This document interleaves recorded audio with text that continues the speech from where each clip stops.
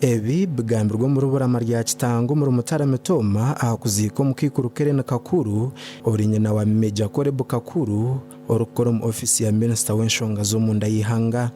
Please, LOCs, sijui abantu ba district imwe bakabo ba personnel musika twaze barabara wale besa fuzi refa kazena ku tarahanga wewe steiwa wewe stewiha wewe stafunga kuona kumchema zibarure ibegara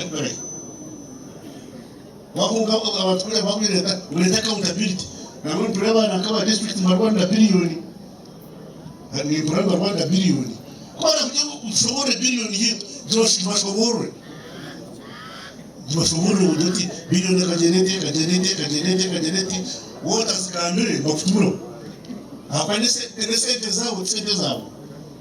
Nanye kaina bakuze ebinanje ebu atwete kampa. Ganso bara nyato kukaneza ushakuza kumuhanda.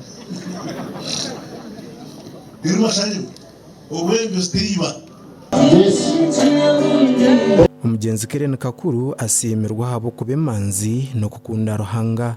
Nico twamarabizo mu kanisa ya Nyakita Church of Uganda akaba madazino nirida yaba kansara wa makamingi yazara abana yasigara ryefakazi yabora umwana wabari amara kandi imyaka 14 ati ni Meja omahega Uganda UPDF Meja Kakuru Kaleb mbene ogwo mukaze yanateko kwishwa ahabwe birungi byakoreye kanisa nebyo abana be bakora no kure mu kutambara ubasa kuba bwagira muto amutwara umukasitani bamukuba ishami cyagire kurgayo batugambira mu mama ayine bizima bibiri ahagango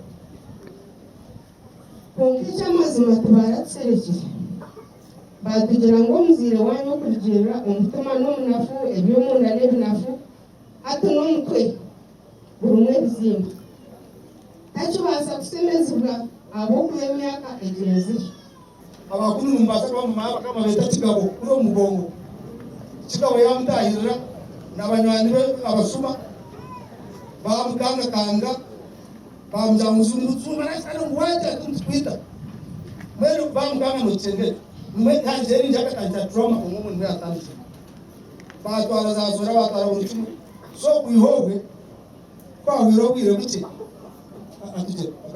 ati unze kuchesogora ngo yatanze ati marika tunze kuchesogora ati we agamba sakata tazemso jago bwa awo tukali aba arga kabaraza ajera stamangaya saidendi ati we letero obro mbwe mweri ya yanzu mu itaka umwitaka Gashakwa Ben Muhozo muri Mitoma.